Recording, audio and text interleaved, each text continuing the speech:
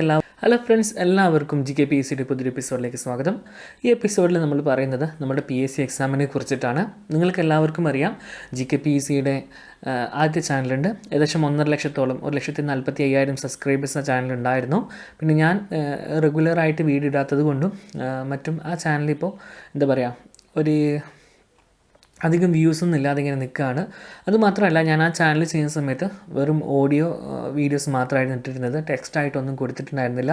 ആ രണ്ട് കാരണങ്ങൾ കൊണ്ട് തൽക്കാലത്തേക്ക് ഒരു പുതിയ ചാനൽ തുടങ്ങിയിട്ട് അതിൽ ടെക്സ്റ്റ് ഓഡിയോയും വീഡിയോയും കൊടുക്കാമെന്നും അതുപോലെ തന്നെ പഴയ GKPSC ചാനലിൽ ഓഡിയോ ക്ലിപ്സ് മാത്രം കൊടുക്കാമെന്നാണ് ഞാനിപ്പോൾ വിചാരിക്കുന്നത്. അപ്പോൾ നിങ്ങളെല്ലാവരും സപ്പോർട്ട് ചെയ്യുമെന്ന് കരുതുന്നു. അതൊരു ഓഡിയോ ചാനലായിട്ട് തുടരുന്നതായിരിക്കും. അതുപോലെ തന്നെ ഈ ഒരു ചാനലിൽ ഓഡിയോയും വീഡിയോ ഉണ്ടായിരിക്കും. അപ്പം നമ്മളുടെ എല്ലാവർക്കും ആഗ്രഹിക്കുന്ന കാര്യമാണ് നല്ലൊരു ജോലി എന്ന നിലയ്ക്ക്. അതുപോലെ തന്നെ ജോലികളിൽ നമ്മൾക്കറിയാം, പ്രൈവറ്റ് ആയിട്ടുള്ള ജോലിയുണ്ട്, അതുപോലെ തന്നെ നമ്മുടെ ഗവൺമെൻറ്റിൻ്റെ അണ്ടറിൽ വരുന്ന ജോലികളുമുണ്ട്. നല്ല നല്ല കമ്പനികൾ, ഇപ്പം ടാറ്റ പോലുള്ള റിലയൻസ് പോലുള്ള കമ്പനികളൊക്കെ ജോലി ചെയ്ത് കഴിഞ്ഞാൽ നമുക്ക് അതിൽ നിന്ന് പെൻഷൻ കിട്ടും. അതുപോലെ തന്നെ ഗവൺമെൻറ് ജോലിയിലും പെൻഷൻ കിട്ടും. അല്ലാതെയുള്ള കൂലിപ്പണികളും മറ്റുള്ള ബിസിനസ് കാര്യങ്ങളൊക്കെ നമുക്ക് പെൻഷൻ എന്നൊരു ഓപ്ഷൻ വരുന്നില്ല. അതുകൊണ്ട് തന്നെ സാധാരണക്കാരന് ഏറ്റവും എളുപ്പത്തിൽ അതുപോലെ തന്നെ വിശ്വസ്തയോടെ വിശ്വസ്തമായിട്ട് നമുക്ക് ചെയ്യാൻ പറ്റുന്നൊരു ജോലിയാണ് ഈ ഗവൺമെൻറ് ജോലി എന്ന് പറയുന്നത്. അതിന് ഒരുപാട് ഗുണങ്ങളുണ്ട്. ഒന്നാമത്തെ ഗുണം എന്ന് വെച്ച് കഴിഞ്ഞാൽ നമ്മൾക്കറിയാം, കൃത്യമായിട്ടുള്ള ശമ്പളം കിട്ടും. ഞാൻ ഉദ്ദേശിച്ചത് ഈ ഗവൺമെൻറ് ജോലികളിൽ തന്നെ നിങ്ങൾക്കറിയാം, രണ്ട് ടൈപ്പ് ഉണ്ട്. ഒന്ന് അണ്ടർ ഗവൺമെൻറ് ഡയറക്റ്റ് വരുന്നതും പിന്നെ കോർപ്പറേഷനായിട്ട് വരുന്നത്. ഇപ്പം KSRTC, KSEB, KSFE എന്നൊക്കെ പറയുന്നത് ഓരോ ബോർഡുകളാണ്. അത് വേറെ. അല്ലാതെ ഡയറക്റ്റ് ഗവൺമെൻറ് അണ്ടറിൽ വരുന്ന LD ക്ലർക്ക്, പോലീസ്, അതുപോലെ തന്നെ ടീച്ചർമാർ, ഇവരൊക്കെ ഡയറക്റ്റ് ഗവൺമെൻറ് അണ്ടറിൽ വരുന്ന രണ്ട് ജോലികളുണ്ട്.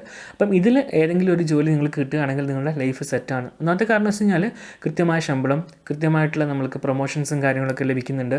അതുപോലെ തന്നെ ലീവുകളും കാര്യങ്ങളും കിട്ടുന്നുണ്ട്. പോലീസിലൊക്കെ ലീവുകൾ കുറച്ചും കൂടി ടഫായിരിക്കും. കാരണം നിങ്ങൾക്കറിയാം, പോലീസ് നമ്മുടെ കേരള പോലീസിൽ അത്രത്തോളം സേനാംഗങ്ങൾ ഇല്ലാത്തതുകൊണ്ട് തന്നെ ജോലി ഭാരം കൂടുതലാണ്. അതുകൊണ്ട് തന്നെ ഓഫ് ചിലപ്പോൾ കിട്ടിയാൽ കിട്ടി, ഇല്ലെങ്കിൽ ഇല്ല നിരക്കാണ്. എന്നിരുന്നാലും നമ്മൾ അധികമായി ചെയ്യുന്ന ജോലികൾക്ക് അതിൻ്റേതായ നമുക്ക് ലീവ് സറണ്ടർ ചെയ്തിട്ട് അതൊരു പൈസയാക്കി അല്ലെങ്കിൽ നമുക്കത് ക്യാഷായി കിട്ടും തന്നെയാണ്. ഓക്കെ, അപ്പം ഇത്തരത്തിൽ ഒരുപാട് ഗുണങ്ങളുണ്ട്. കൂടാതെ നമ്മുടെ ഗവൺമെൻറ് ജീവനക്കാർക്കുള്ള ഇൻഷുറൻസ് സപ്പോർട്ടുണ്ട്. അതുപോലെ തന്നെ നമ്മൾക്ക് എവിടെയെങ്കിലും, അതുപോലെ തന്നെ നമ്മളെ ഗവൺമെൻറ് ജീവനക്കാർ അവരുടെ തന്നെ കൂട്ടായ്മ രൂപീകരിച്ചിട്ട് ലോണുകളും കാര്യങ്ങളൊക്കെ കൊടുക്കുന്നുണ്ട്. സഹകരണ സംഘം പോലെ അവർ ലോണുകളും കാര്യങ്ങളും കൊടുക്കുന്നുണ്ട്. അതല്ലാതെ നമ്മൾ ഏതൊരു ബാങ്കിൽ പോയി കഴിഞ്ഞാലും നമ്മുടെ ഗവൺമെൻറ് സാലറി സർട്ടിഫിക്കറ്റ് കാണിക്കുകയാണെങ്കിൽ എളുപ്പത്തിൽ ലോണും കാര്യങ്ങളൊക്കെ നമുക്ക് ലഭിക്കുന്നതാണ്. അപ്പം ഇത്തരത്തിൽ ഒരുപാട് ഗുണങ്ങളുള്ള കാര്യമാണ് ഒരു ഗവൺമെൻറ് ജോലി നേടുക എന്നുള്ളത്. അപ്പം ഗവൺമെൻറ് ജോലിയിലേക്ക് നമ്മൾക്ക് എത്തിപ്പെടാനുള്ള ഒരു മാർഗ്ഗം എന്ന് പറയുന്നത് അത് PSC വഴി എക്സാം എഴുതി കയറുക എന്നുള്ളതാണ്. അതുപോലെ നമ്മൾ ചിന്തിക്കുന്നുണ്ടാവും, അങ്ങനെയാണെങ്കിൽ എല്ലാവർക്കും ഇത് സാധിക്കുമെന്നുള്ള കാര്യം. തീർച്ചയായിട്ടും നമ്മൾക്ക് എല്ലാവർക്കും ഈ ഒരു ഗവൺമെൻറ് ജോലി നേടിയെടുക്കാൻ സാധിക്കുമെന്ന് വെച്ച് കഴിഞ്ഞാൽ തീർച്ചയായിട്ടും സാധിക്കും.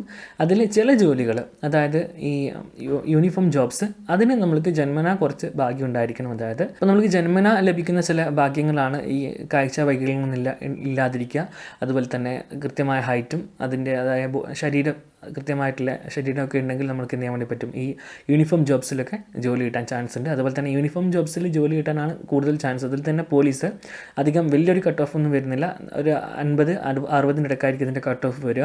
അതുപോലെ തന്നെ നമ്മൾ ഓർക്കേണ്ട കാര്യം എന്ന് വെച്ച് കഴിഞ്ഞാൽ ഇതൊരു മത്സരമാണ്. PSC പരീക്ഷ എന്ന് പറയുന്നത് ഒരു മത്സരമാണ്.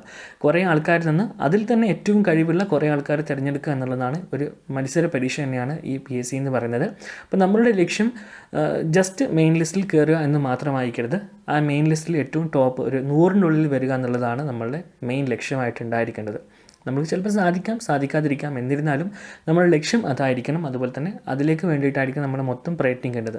അതുപോലെ തന്നെ ഇതുമായി ബന്ധപ്പെട്ട പഠന രീതി എന്ന് പറയുമ്പോൾ നമ്മൾക്ക് കൃത്യമായിട്ട് ഇപ്പോൾ സിലബസ് തരുന്നുണ്ട്. ഇന്ന കാര്യങ്ങളാണെന്ന് സിലബസ് തരുമെങ്കിലും ചിലപ്പോൾ PSC എന്ത് ചെയ്യാറുണ്ട്, നമ്മൾക്ക് 10ാം ക്ലാസ് ലെവലുള്ള LDC പോലുള്ള എക്സാമുകളിൽ പോലും നമ്മൾക്ക് +1-ലെയോ +2-ലെയോ ഒക്കെ ചോദ്യങ്ങളും ഉത്തരങ്ങളൊക്കെ അതിൽ വരാറുണ്ട്. പ്രത്യേകിച്ചിട്ട് ഭരണഘടനയുമായി ബന്ധപ്പെട്ട കാര്യങ്ങളും അതുപോലെ തന്നെ മറ്റ് സാമ്പത്തികപരമായിട്ടുള്ള സാമ്പത്തിക ശാസ്ത്രത്തിനും ഭരണഘടനയുമായി ബന്ധപ്പെട്ട കാര്യങ്ങളൊക്കെ ചിലപ്പോൾ +1, +2 തുടങ്ങിയ പാഠപുസ്തകങ്ങളിലെ ചോദ്യങ്ങളും പോലും, അതുപോലെ തന്നെ NCERT, SCERT ടെക്സ്റ്റ് ബുക്കിൽ നിന്നൊക്കെ നമ്മൾക്ക് ഒരുപാട് ചോദ്യങ്ങൾ വരാറുണ്ട്.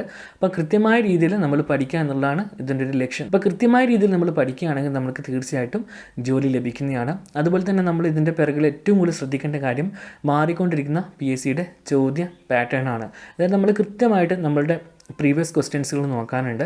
ഒരു 100 ക്വസ്റ്റ്യൻസ് എങ്കിലും പ്രീവിയസ് ക്വസ്റ്റ്യൻസ് ലാസ്റ്റ് കഴിഞ്ഞാൽ 100 ക്വസ്റ്റ്യൻസ് എങ്കിലും നിങ്ങൾ കൃത്യമായി നോക്കി അതനുസരിച്ച് പഠിക്കുകയാണെങ്കിൽ തീർച്ചയായിട്ടും നിങ്ങൾക്ക് ജോലി ലഭിക്കും. അതുപോലെ തന്നെ PSCക്ക് വേണ്ടി നിങ്ങൾ ശ്രമിക്കുമ്പം പരമാവധി ശ്രദ്ധിക്കേണ്ട കാര്യം എന്ന് വെച്ച് കഴിഞ്ഞാൽ മറ്റൊരു രീതിയിലേക്കും ശ്രദ്ധ കൊടുക്കാതിരിക്കുക. കൃത്യമായിട്ട് രീതിയിൽ പഠിക്കുക, എല്ലാ ദിവസവും പ്രാക്ടീസ് ചെയ്യുക.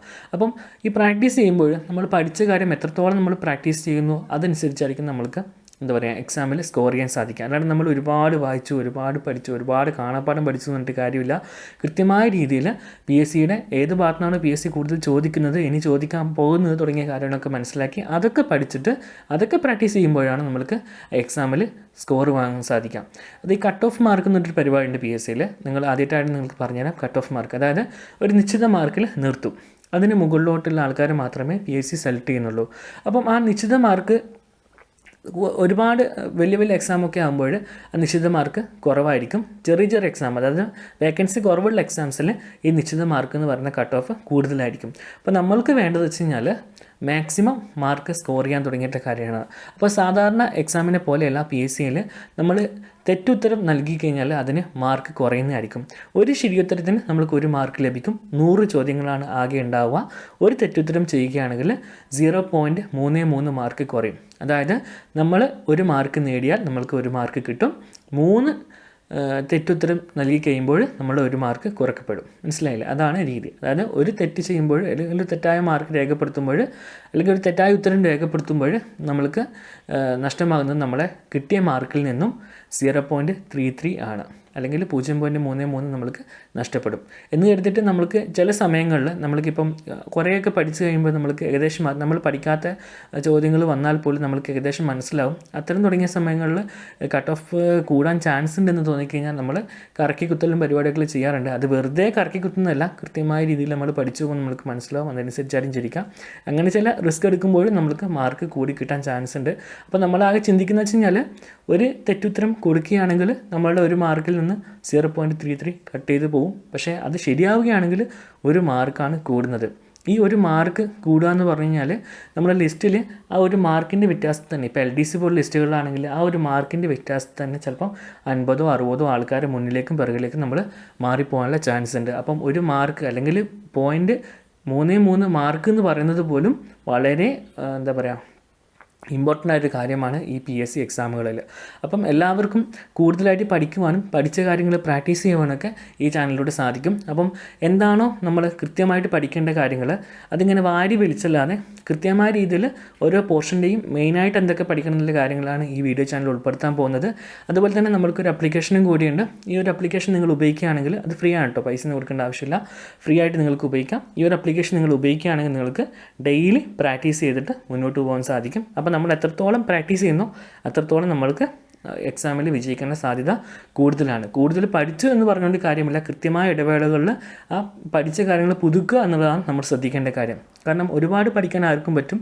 നമ്മൾക്ക് പറ്റാത്തൊരു കാര്യം കൃത്യമായ ഇടവേളകളിൽ പഠിച്ച കാര്യങ്ങൾ പുതുക്കിയെടുക്കുക എന്നുള്ളൊരു ബുദ്ധിമുട്ടാണ്. അപ്പം ഈ ഒരു ആപ്ലിക്കേഷനിൽ കൃത്യമായി നിങ്ങൾക്ക് ഓരോ കാര്യങ്ങളും ഓരോരോ പാഠഭാഗങ്ങളും അതനുസരിച്ചിട്ട് അതിൻ്റെ സബ് കാറ്റഗറി ആയിട്ട് കൊടുത്തിട്ടുണ്ട്. അപ്പം നമ്മൾ കൃത്യമായ രീതിയിൽ നമുക്ക് ഡേറ്റ് ഇട്ട് വെച്ചിട്ട് ഓരോ ദിവസം ഇന്ന രീതിയിൽ നമുക്ക് തീർത്ത് പോകാൻ സാധിക്കുന്നതാണ്. അപ്പോൾ എല്ലാവരും വീഡിയോ ചാനൽ സബ്സ്ക്രൈബ് ചെയ്യുക, GKPSCയുടെ ഈ വീഡിയോ ചാനൽ സബ്സ്ക്രൈബ് ചെയ്യുക. അതുപോലെ തന്നെ ആപ്ലിക്കേഷൻ ഡൗൺലോഡ് ചെയ്തിട്ട് മുന്നോട്ട് പോവുക. തീർച്ചയായിട്ടും നിങ്ങൾക്കൊരു സർക്കാർ ജോലി കിട്ടാൻ വേണ്ടിയിട്ട് മുതൽക്കൂട്ടായിരിക്കും ഈ ഒരു ചാനൽ. കാരണം ഇത് ഞാൻ ഉറപ്പിച്ച് പറയാൻ കാരണം വെച്ച് കഴിഞ്ഞാൽ എൻ്റെ മുമ്പത്തെ ചാനലിൻ്റെ കമൻറ്റ് ബോക്സുകളിൽ ഒരുപാട് പേര് കമൻറ്റ് ചെയ്തിട്ടുണ്ട്, അവർ ഒരുപാട് സഹായിച്ചിട്ടുണ്ട് ഈ ചാനൽ എന്നുള്ള കാര്യത്തിൽ. അപ്പോൾ നമ്മൾക്ക് എല്ലാവർക്കും ഒന്നിച്ച് മുന്നേറാം. എല്ലാവരും ചാനൽ സബ്സ്ക്രൈബ് ചെയ്യാം, അതുപോലെ തന്നെ നോട്ടിഫിക്കേഷൻ ഓൾ കൊടുത്ത് വെക്കാം. ഓക്കെ, അതുപോലെ തന്നെ നിങ്ങൾ കമൻറ്റ് ചെയ്യുകയാണ്, നിങ്ങൾക്ക് ഇന്ന ഭാഗം വേണമെന്ന് കമൻറ്റ് ചെയ്യുകയാണെങ്കിൽ എത്രയും പെട്ടെന്ന് തന്നെ ആ പാഠഭാഗം ഞാൻ ഉൾപ്പെടുത്തുന്നതായിരിക്കും. അപ്പോൾ എല്ലാവർക്കും അടുത്ത വീഡിയോയിൽ കാണും വരെ നന്ദി, നമസ്കാരം.